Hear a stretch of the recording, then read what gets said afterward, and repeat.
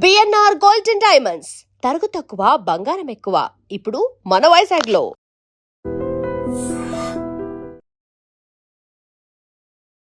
Hi hello నమస్తే, welcome back to our channel. నేను మీ వైషు. మనకి ఎంత టాలెంట్ ఉన్నా ఆవగింజంత అదృష్టం లేకపోతే మనం ఏం చేసినా వేస్టే అని చాలామంది ఫీల్ అవుతూ ఉంటారు. ఈ మధ్య కాలంలో అలాంటి రియల్ సీన్స్ చూసినప్పుడు కూడా అంతేలే, లక్ ఉంది కాబట్టి వచ్చేసారు, హార్డ్ వర్క్కి వాల్యూ ఏముంది అంటే, మన హార్డ్ వర్క్ ఇంత కష్టపడుతున్నాం మనం, అయినా కూడా మనకి ఏం రాలేదు, వాడికి మాత్రం అంత ఈజీగా ఎలా వచ్చేసింది, ఈ ఫీలింగ్లో చాలామంది ఉంటారు కదా. ఇది ఎంతవరకు నిజం? ఈ విషయం గురించి మాట్లాడడానికి ఈరోజు నాతో పాటు డాక్టర్ హరీష్ సన్నిధి గారు ఉన్నారు. సార్తో మాట్లాడదాం. Motivational speaker. హలో సార్, నమస్తే. నమస్తే. సో ఎలా ఉన్నారు? All good.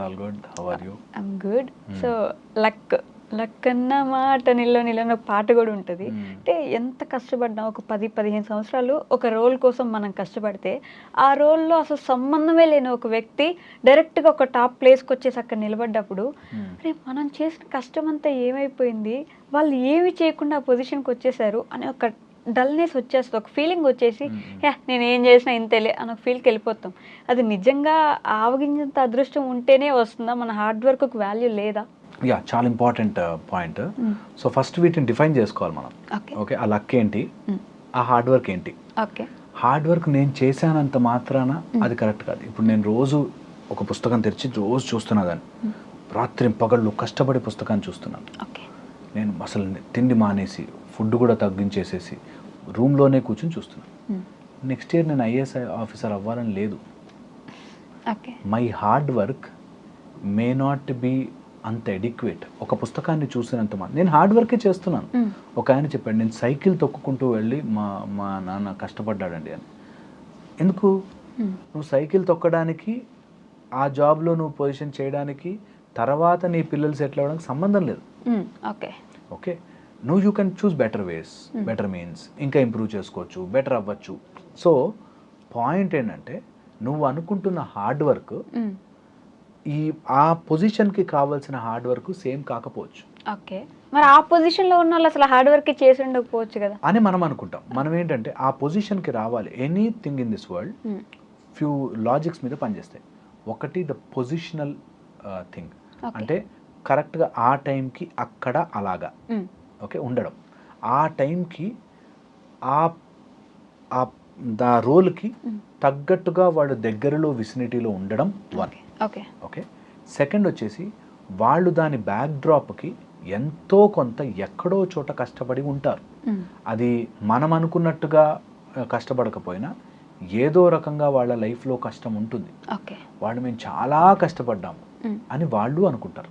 మేము మామూలుగా రాలేదు, I have worked so much hard అని అనిపిస్తుంది. ఓకే, దీంతోపాటు పొజిషనల్, తర్వాత వాళ్ళ హార్డ్ వర్క్ డెఫినేషన్ వేరు, థర్డ్ వచ్చేసి మార్కెట్లో దానికి రియల్ వాల్యూ. ఓకే, నేను అనుకున్నాను నేను చాలా మంచి యాక్టర్ని అని నేను అనుకున్నా.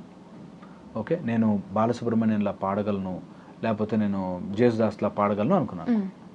జేసుదాసే ఉన్నాడు కదా దానికి, ఆరు బాలుగారే ఉన్నారు, మళ్ళీ నీ వాయిస్ ఎందుకు వినాలి? సో ఎప్పుడు కూడా హార్డ్ వర్క్, లక్, దాంతోపాటు uniqueness will give value. Okay, ఒక పిల్లి కళ్ళామ సడన్గా హీరోయిన్ అయిపోయింది. ఆ పిల్లి కళ్ళు అండ్ ఆమె value of that spot help చేసింది. ఎలా అంటే, ఆవిడ ఆ పిల్లికల్లో ఆవిడ పూసలు అమ్ముకుంటుంది, హీరోయిన్ అవ్వడానికి అసలు ఆ సంబంధమే లేని జోనర్ అది పూర్తిగా. సడన్గా ఇక్కడి నుంచి అక్కడ పెడితే, అదే రోల్ కోసం 10 సంవత్సరాల నుంచి కష్టపడుతున్న అమ్మాయి, ఆ అమ్మాయి వెనక నిలబడి ఉంటే ఆ ఫీల్ వస్తుందా? That's the whole point. ఇప్పుడు ఆ రోల్ కోసం 10 ఏళ్ళు కష్టపడిందంటే నిజంగా మ్యాచ్ కాలే కదా. 10 ఏళ్ళు ఇప్పుడు నేను ఒక ఎగ్జామ్ కోసం 10 years చదివాను అనుకోండి, నాకు ఎక్కట్లే సబ్జెక్ట్ అని అర్థం. 1 yearలో అంత టాలెంట్ ఉంటే నాకు 1 yearలో వచ్చేయాలి అది సబ్జెక్ట్ కదా. సో 10 years నుంచి నేను చేస్తున్నా అంటే ఎక్కడో తేడా కొడుతుంది. వన్. రెండోది, నిజంగా సపోజ్ ఆ అమ్మాయినే మనం తీసుకుంటే, ఆ అమ్మాయి కళ్ళతోనో, ఆ అమ్మాయి ఇంత పబ్లిసిటీ వచ్చింది కాబట్టి దానికి తగ్గ వాల్యూను మార్కెట్లో ఉంటుందనో వాళ్ళు వాడుకుంటారు. అది సినిమా టాలెంట్ కోసం అని కాదు, యాక్టింగ్ టాలెంట్ కోసం అని కాదు, ఇప్పుడు తనకున్న పాపులారిటీని వాడుకుంటారు. సో నువ్వు ఎవరో ర్యాండమ్గా నేను 10 ఏళ్ళు కష్టపడ్డాను కాబట్టి నీ సినిమాలో పెట్టాను, సినిమాలో సేలబిలిటీ చూస్తారు. ఎగ్జాంపుల్ చెప్తాను. అట్లాగా ఆ రోల్కి తగ్గ క్రైటీరియా ఉంది అని అనుకుంటాం మనం, కానీ ఉండదు. ఓకే, ఎందుకంటున్నానంటే, ఈ లక్ అనే ఫ్యాక్టర్ మనకి ఏదో రకంగా మన లైఫ్లోకి రావాలని చూస్తుంది. మనం ఎందుకో ఆ ఛాన్స్ ఇవ్వం. ఓకే. ఓకే, సో నిజంగా కూడా అదే కుంభమేళా చాలా మంది వచ్చారు, చాలా మంది బ్యూటిఫుల్ అమ్మాయిలు ఉన్నారు, అవ్వలేదే. సో మై పాయింట్ ఇస్, నీకు ఆ ప్లేస్లో దానికి తగ్గట్టుగా you will be manufactured. Okay. Puri Jagannadh గారు అంటారు ఒక డైలాగ్, నీ కోసం ఒక ట్రైన్ వస్తుంది, ఆ ట్రైన్ వచ్చినప్పుడు అక్కడ నువ్వు నిలబడి ఉండే ఎక్కడానికి. నిజంగా. సో అందుకని నేను 10 ఏళ్ళ నుంచి ఒక పొజిషన్ కష్టపడుతున్నానండి, వెళ్ళట్లేదు అంటే నువ్వు ఏదో తేడా చేస్తున్నావు, సరిగ్గా చెక్ చేసుకో, చెక్ యువర్ ప్రాసెస్. నిజంగా ఆ స్టేజ్ వస్తే, ఇంకొక అమ్మాయి నేను అనే ప్రాసెస్ వస్తే, నాకు అన్ని విధాలుగాను నేను బెటర్ అయి ఉండాలి వాళ్ళకి. లేకుండా వాళ్ళు సెలెక్ట్ చేస్తే వాళ్ళే ఫెయిల్ అవుతారు, ఆఫ్ కోర్స్ అది డిఫరెంట్ స్టోరీ. కానీ నిజంగా కంపారిటివ్లీ చూస్తే నువ్వు చాలా టాలెంటెడ్ని పెంచుకుంటూ షార్ప్, నీ నైఫ్ నువ్వు షార్ప్ చేసుకుంటుంటే నీకు కట్ చేయడం ఈజీ అవుతుంది. So always improve your talent, luck will follow. Okay. కానీ నీ లక్ వేరే వాళ్ళ లక్తో కంపేర్ చేసుకుంటేనే ఇబ్బంది. నాకు అలాంటి లక్ రాలేదే, వి ఆల్వేస్ కంపేర్, వాళ్ళకి అంత లక్ ఎట్లా వచ్చింది, అది ప్రాబ్లం. ఎందుకంటే అంటే లక్ సో మెనీ ఫ్యాక్టర్స్ మీద డిఫైన్ అయి ఉంటుంది. యువర్ పూర్వపుణ్యము, తర్వాత ఆస్ట్రాలజికల్ పొజిషన్స్, నువ్వు ఉంటున్న పరిస్థితులు, నీకు తెలిసిన ఆ పరిసర ప్రాంతాల్లో ఉన్న వాళ్ళకి రావాల్సిన లక్. నేను సినిమాలో పెట్టుకుంటే, సినిమా ఎగ్జాంపుల్ తీసుకుంటే, వాడికి ఎంత లక్ రావాలో దానికి ఆధారపడి ఉంటుంది. నిజంగా అలాంటివి పెట్టుకుంటే వాడు అది లక్కీ అనుకోడు, వాడు అన్లక్కీ రా బాబు అనుకుంటాడు. So point is, your luck, what you are thinking, చాలా ఫ్యాక్టర్స్ మీద ఆధారపడి ఉంటుంది. ప్లానటరీ పొజిషన్, వాస్తు, ఇంట్లో పొజిషన్స్, మీ పేరెంట్స్ యొక్క పొజిషన్, నీ తల్లిదండ్రులకి కొడుకో కూతురో గొప్ప పని చేసి పేరు తెస్తుంది అని ఉన్నప్పుడే నీకు ఆ లక్ కలిసి వస్తుంది. మనకి నిజంగా కూడా ఆస్ట్రాలజికల్లో మనకి పూర్వపుణ్య స్థానం అని, ఓకే, భాగ్యం అని ఉంటాయి. ఏ టైంలో భాగ్యం వస్తుంది, ఏదైనా పని చేస్తే ఇది లాభం వస్తుందా లేదా, వీటన్నిటికీ కూడా మనకి డెఫినేషన్స్ ఉన్నాయి. అంటే ఈ జన్మంతా మనం పుణ్యం చేస్తున్నా అప్పుడెప్పుడో చేసేందుకపోతే అది కూడా క్యాలిక్యులేట్ చేస్తుంది. అన్నిటికీ తేల్చాలి కదా మరి లెక్క. అన్నిటికీ మరి ఇప్పుడు చేసేసాను కాబట్టి కళ్ళు మూసుకుని ఉంటాను, నేను ఇప్పుడు చేసిన పుణ్యాలు మాత్రం నాకు వచ్చేయాలి, నేను నోవే, అన్నిటికీ లెక్క ఉంటుంది. మనం ఒప్పుకుంటామో ఒప్పుకోకపోవడం సెకండరీ. అందుకని ఎప్పుడు పాపాల మూట పెంచుకోవద్దు. కంపారిజన్ పాపాల మూట పెంచుకున్నట్టు.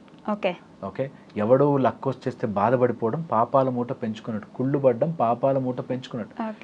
అట్లీస్ట్ ఇప్పుడు తెలిసింది కాబట్టి అబ్బా, encourage that luck, keep on working, అప్పుడు నీ లక్కీ ఛాన్సెస్ పెరుగుతాయి. మనకు ఆ మోటివేషన్ ఉంటుందండి, ఏం చేసినా అవ్వట్లేదు అన్న, లేకపోతే అట్లాగే ఉంటాం.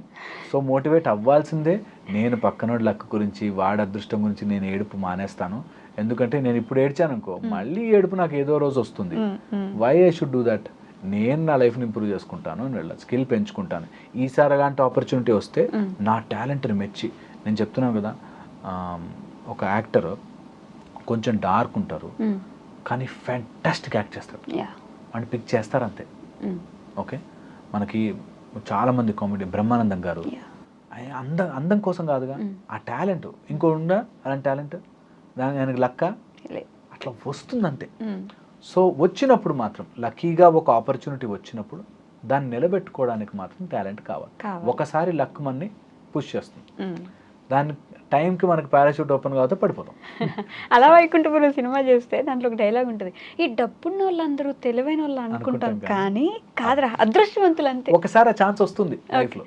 అండ్ నిజంగా నాకు చాలా మంది తెలుసు అలా బాగా డబ్బున్న వాళ్ళం అండి, ఇప్పుడు అన్ని అప్పులు చేసేసి కష్టాల్లోకి వెళ్ళిపోయి అమ్మేసుకుని రోడ్డు మీకు వచ్చాను. సో నీకు ఏ రోజు ఎటు తిరుగుతుందో తెలియదు కాబట్టి ఉన్నప్పుడు మాత్రం దాన్ని చాలా తెలివిగా ఇంటెలిజెంట్గా మార్చేసుకోవాలి. సో లక్ ఉన్న వాళ్ళు, లక్ పర్సంటేజ్తో మీ కంట్రోల్లో ఉండదు. లక్ అనేది నీ కంట్రోల్లో లేనిది. సో దాని గురించి బాధపడడం వేస్ట్. సో అదృష్టముని మనం ఇలా చేస్తే అదృష్టవంతులం అవుతామనే కంటే నేను చేసుకుంటూ పోతా, నాకు ఎప్పుడైనా పూర్వపుణ్యం కలిసి వస్తే కలిసి వస్తుంది, I will have an advantage అంతే. That's the best method to live life. Otherwise struggle అవుతూ ఉంటాం, వాడికి అదృష్టం సార్, వాడు ఏం చేశాడు. నాకు ఒక అబ్బాయి వచ్చాడు ఇట్లాగే నాతో డిబేట్ చేయడానికి అనమాట. వీళ్ళు వస్తుంటారు ఊరికే, నేను డిబేట్ చెయ్యను జనరలీ, బట్ వచ్చి అలా ఒక స్టార్ కొడుకండి, ఆయన సినిమా స్టార్, వాడికి యాక్టింగ్ కూడా రాదు కానీ వాడిని హీరో చేశారు అని చెప్పి. సో నేనంటే అట్లా అదృష్టం వైజు 1-2 ఛాన్సులు వస్తాయేమో, బట్ అందులో నిలబడాలి అంటే మాత్రం వాళ్ళు దే కష్టపడాలి. Should really work hard and easy కాదు అట్లా నిలబడ్డం కానీ అట్లా చాలా మంది ఉన్నారు అలా అదృష్టంతో అట్లా పైకొచ్చి అలా పడిపోయిన వాళ్ళు.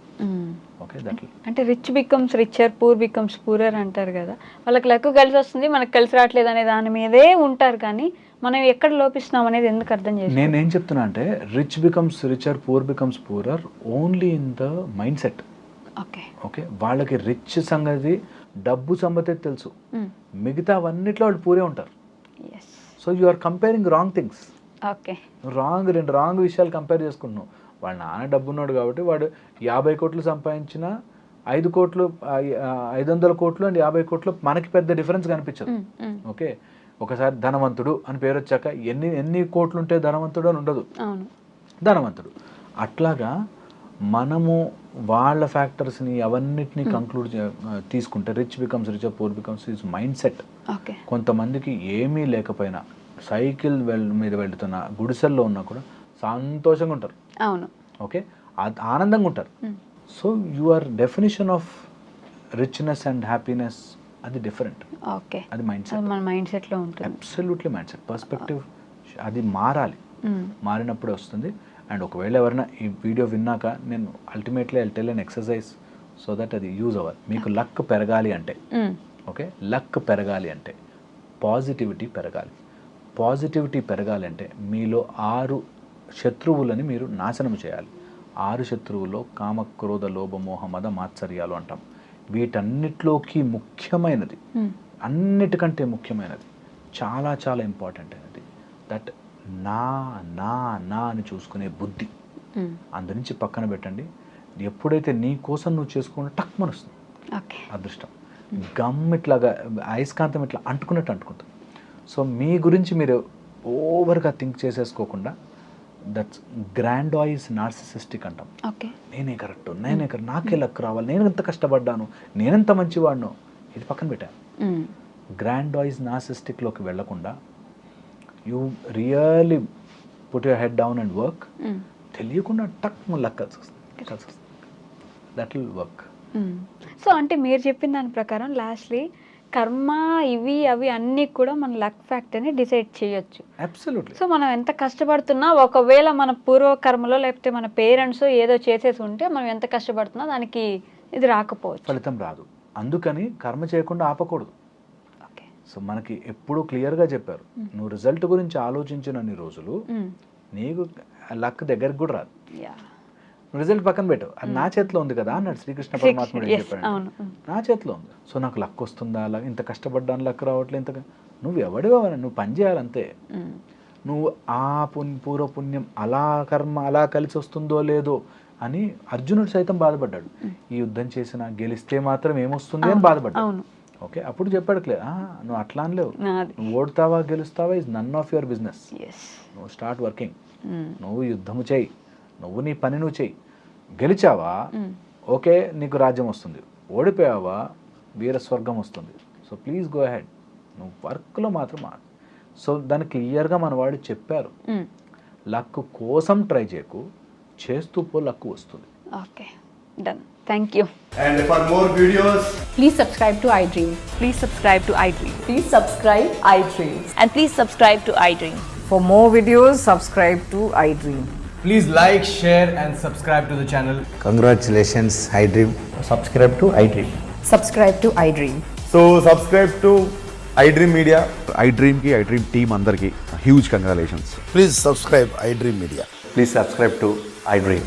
Subscribe iDream. Please subscribe to iDream. iDream అంటే నా కళల ఛానల్ సబ్స్క్రైబ్ చేసుకున్నారు, నోరు తిరుగుతలేదు, మీరైతే గంట గుర్తు కొట్టండి. For more such videos, please subscribe to iDream. Subscribe to iDream. Please subscribe to iDream. Please subscribe iDream Media. Please do subscribe to iDream. Please subscribe to iDream Media. For best entertainment and information, please subscribe iDream. And don't forget to subscribe to iDream.